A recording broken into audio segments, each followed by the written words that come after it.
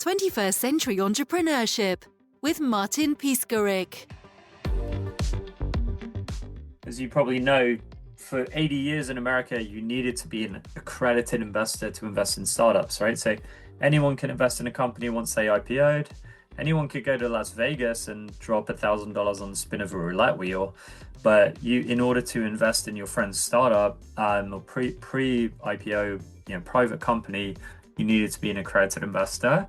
And so now basically anyone can invest, not just rich people, in startups they love.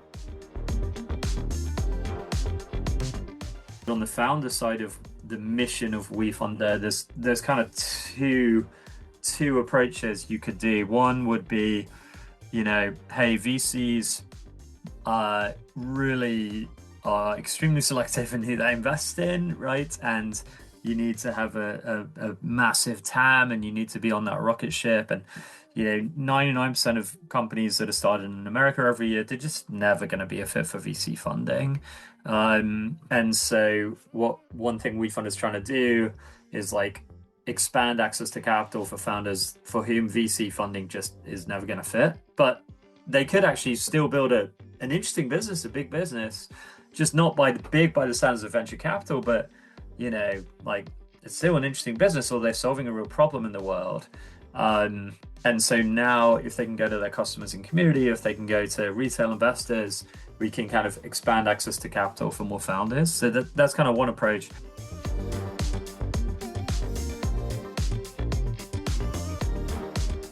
The other approach is that even if you can raise money from VCs, do you know the company Replit? It's like a lovable competitor. They're helping people use AI to make websites. Or Mercury Bank is like a bank that's kind of mostly focused on startups, or now they're expanding. Or Substack, you probably know Substack, the newsletter platform. So those companies, they raised from Andreessen Horowitz, and then they did WeFunder, not because they needed help raising capital, but because they thought it was cool to let their customers and community invest alongside Andreessen Horowitz, right?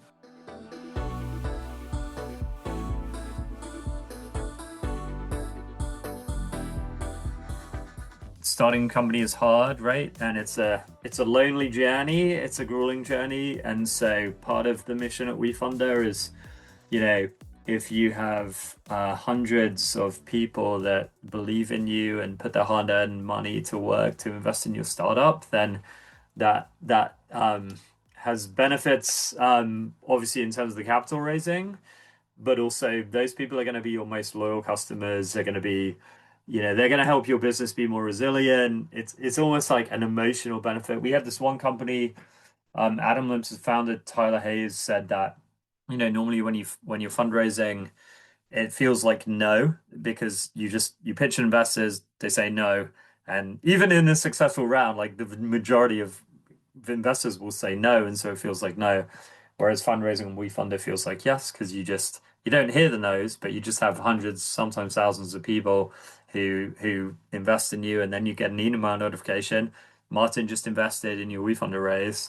And so it can be a very, uplifting, positive experience. There's a tab on the pages where there's a comment. Well, after you invest, you say, why did you invest in this company? Or is there a message you'd like to leave for the founders? And if you read through those messages, it's just so positive. Just the customers saying, oh, I love this product. Or, we had this company that was trying to cure cancer, oncology startup backed by Founders Fund. And, just all of the messages on there are I survived, I beat cancer 3 times, or I lost a loved one to cancer. And that is kind of, I think for me, a big part of what WeFunder is about, is that it's almost the kind of social capital that comes for a founder when potentially hundreds of thousands of people are kind of coming behind and investing in you and supporting you.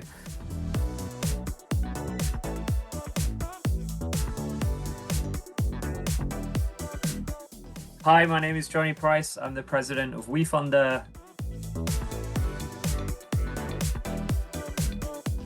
Originally from the UK, now I live in Nashville, Tennessee.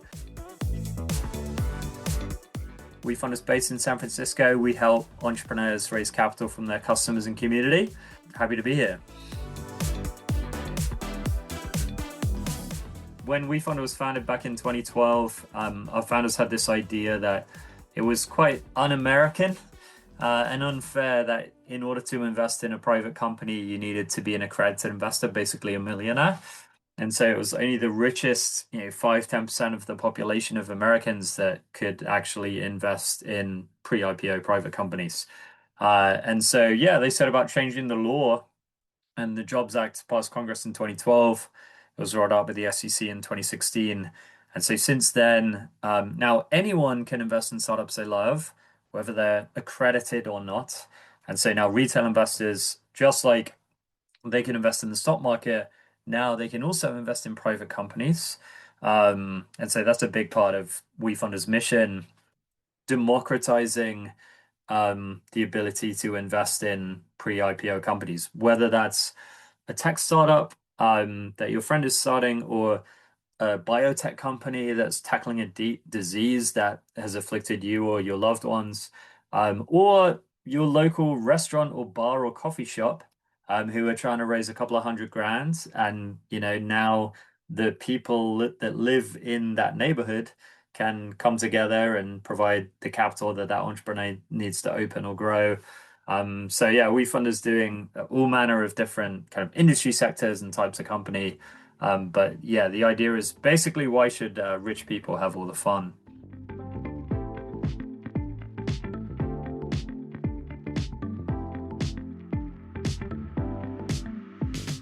WeFunder is a two-sided marketplace, right? So we have investors on one side who now we're enabling to invest in private companies. And then on the other side, we have the startups and the founders that are looking at raising capital.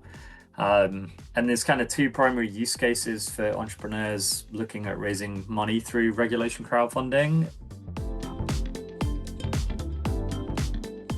The first, and I would say kind of the coolest use case, is a company that doesn't need the money. They have like investors lining up to invest in them.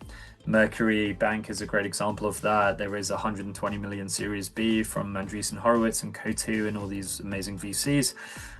They did not need to raise more money. For them, it wasn't like, oh, we're struggling to raise capital. They just thought it was cool to let their customers and community participate as investors in their Series B alongside these VCs.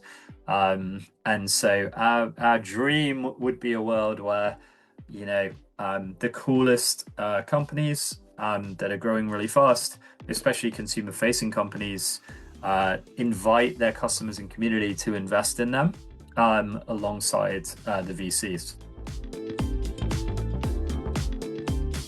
So that's kind of the first use case.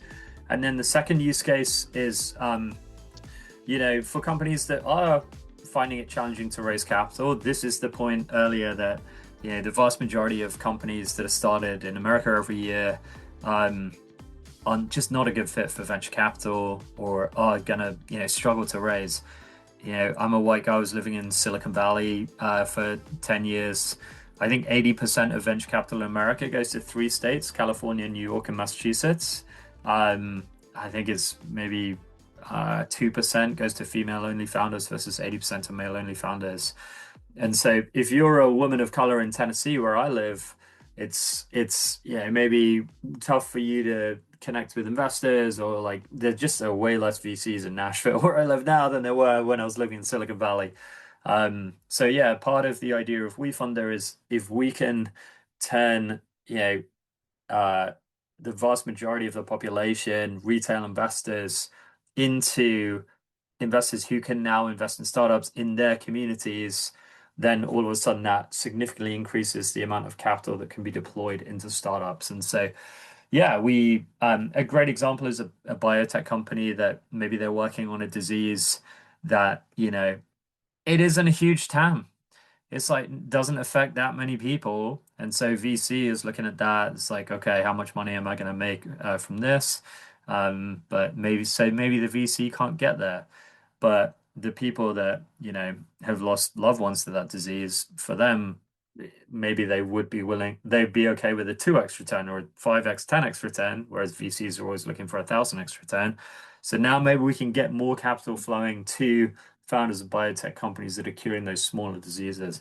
Or like a restaurateur, if someone's opening a restaurant and they're trying to raise from people, and investing in restaurants is super risky, right? So okay, investing 50 grand or even 10 or 20 grand, that's a pretty risky investment. But if I can invest $100 or $200, $500, and then maybe I get a free glass of wine every time I go into the restaurant, and all of a sudden now maybe the economic return makes a little more sense because it's a small amount of money. I'm now an investor in a business in my neighborhood. That's kind of cool. Every time I go in, the owner shakes my hand because I'm an investor and I get a free glass of wine as a perk for investing. And now the economics start to make sense. And so now we can actually fund that restaurant.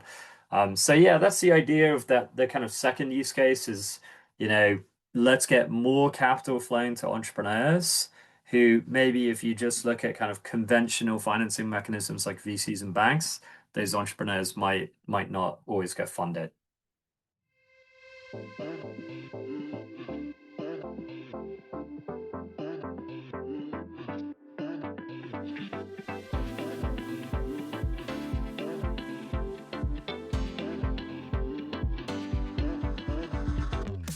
You can get in front of our investors, right? And as you say, we have 1 million users on the platform, and we will share deals with them.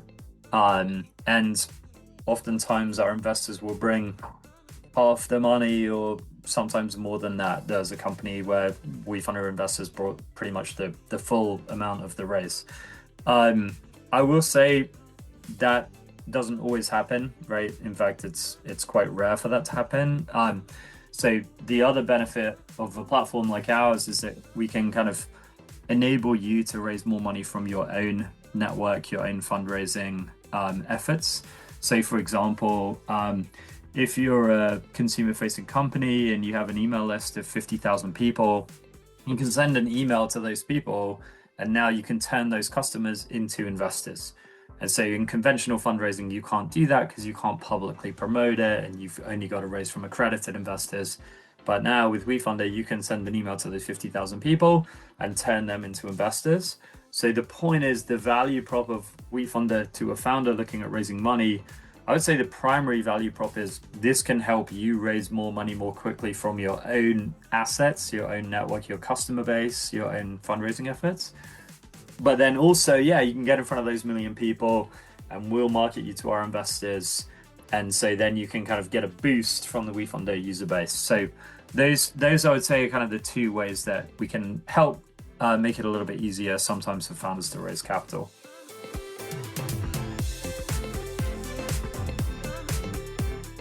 One of the benefits that I think founders can get out of WeFunder is not just the money, right? But it's more than the money. And any VC, right, when they invest in a startup, they'll say, we're going to add value, right? That's the phrase. We're going to add value to our portfolio companies. It's not just the money, but you get the validation and you get the Rolodex, and we'll intro you to customers and all that good stuff, which is awesome. And that's what differentiates, this VC from that VC, or VCs from not raising from VCs.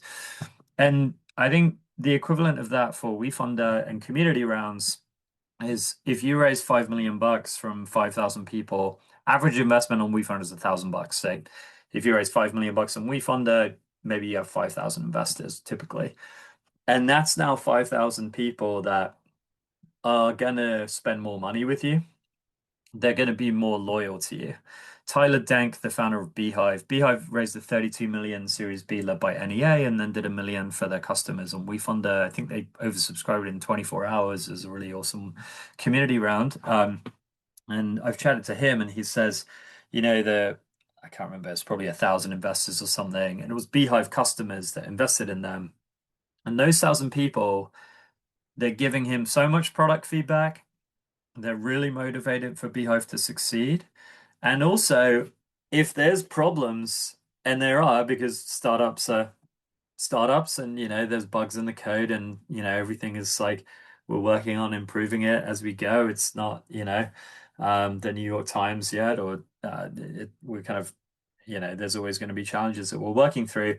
And those investors that invested in the Beehive community round are extremely, I would say, patient, right, and resilient. And so, they'll stick around. And like maybe if they didn't invest, maybe they jump to a competitor. But hey, I invested in Beehive, so you better believe I'm like sticking with you guys because you need to make me a return on my money.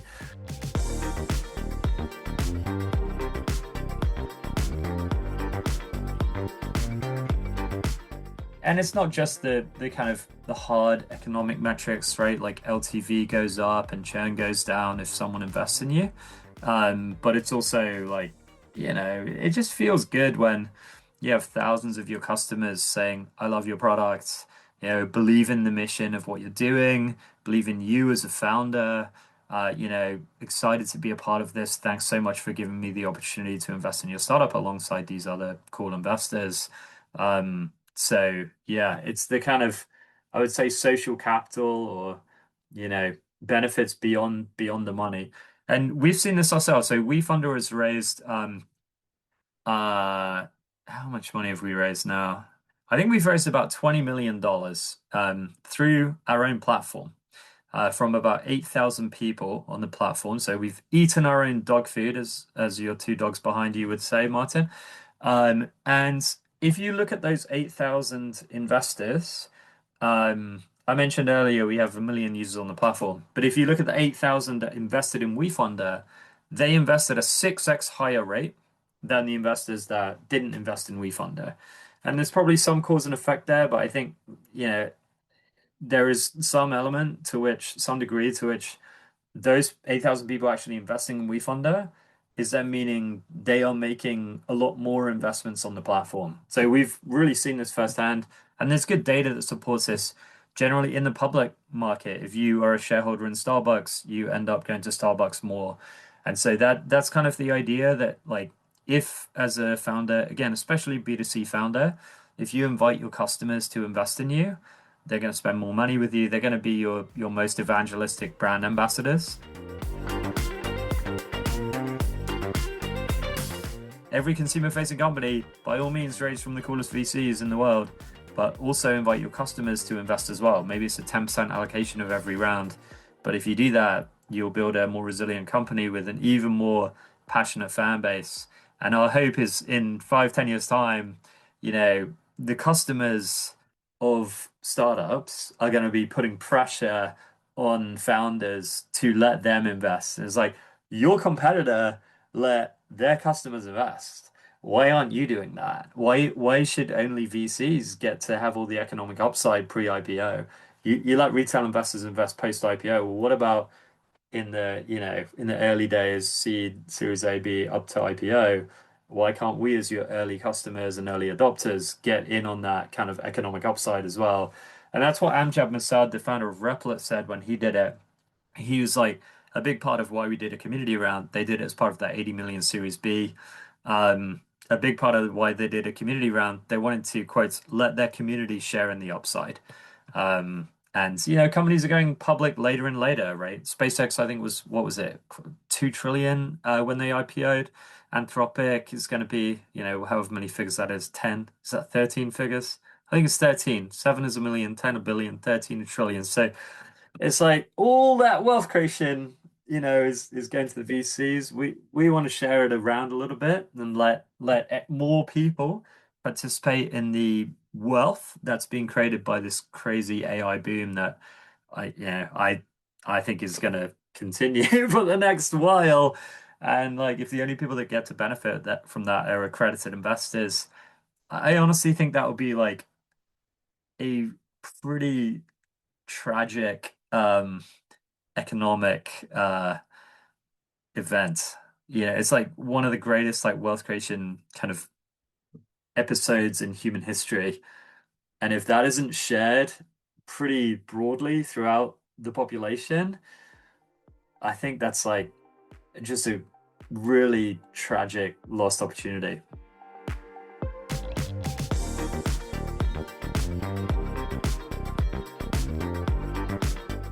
And a big part of why I work at WeFunder is I like capitalism. I want capitalism to like work well. And I think in order for it to work well, it needs to work for more people. And so part of the idea with WeFunder is that if a lot of wealth is being created pre-IPO, how can we allow more people to participate in that wealth creation? So the benefits of capitalism and benefits of this AI wave are being kind of shared more broadly throughout the population.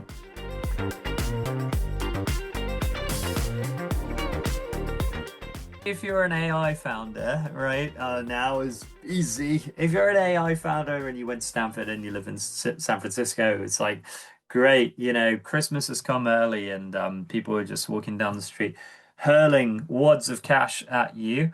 But I think most founders, it is challenging. And I worked at WeFunder in 2020, 2021, and that was like the boom years, right? And not just for crypto, which was the bubble at the time, but for every industry sector, it was just so easy to raise money.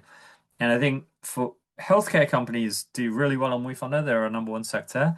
I think part of the reason for that is it's just really hard to raise money as a healthcare founder right now.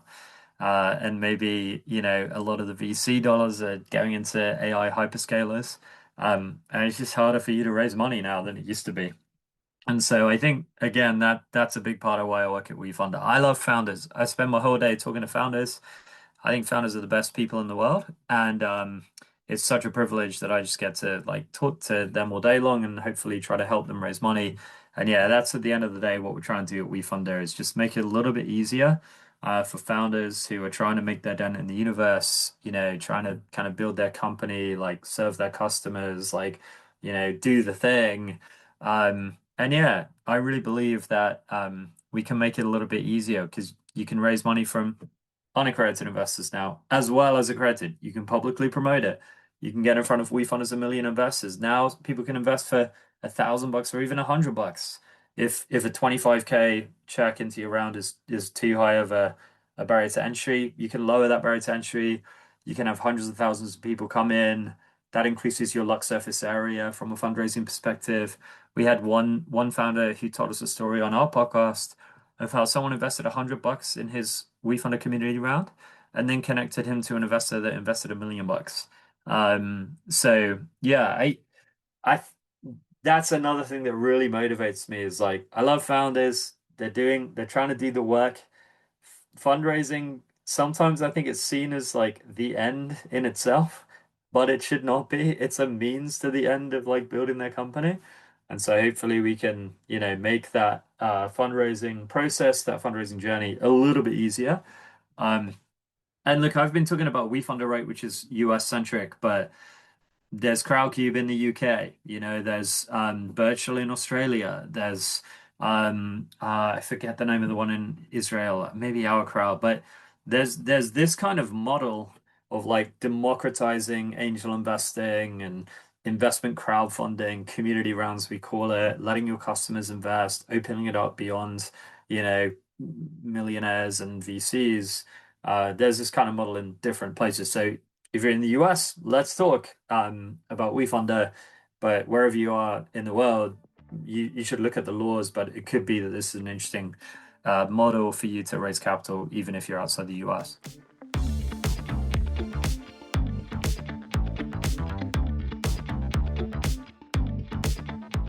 If you want to find out more, you can find me on LinkedIn, Jonny Price at WeFunder. You'll find me on LinkedIn. WeFunder.com is our website. If you want to raise capital or learn more about raising capital, you can go to WeFunder.com/raise. And if you're listening to this podcast, you can get a discount on our fees. Typically, we charge 7.9%. If you come in through the referral link, it will discount that to 6.9%. And then, on the investor side, if you want to dip your toe in the water of angel investing, maybe make your first angel investment in a startup, you can do that on WeFunder for $100. It'll take you 5 minutes. Like, just look through the hundreds of companies that are raising, find one that you like, maybe watch the video, check out the founder bios, plug it into ChatGPT. Is this a good investment? And then, you don't have to be accredited. You don't have to be a millionaire. $100 is the minimum barrier to entry. And we've already created 400,000 new investors in startups through the platform. And hopefully over the coming decade we can make a few million more. 21st Century Entrepreneurship with Martin Piskarik.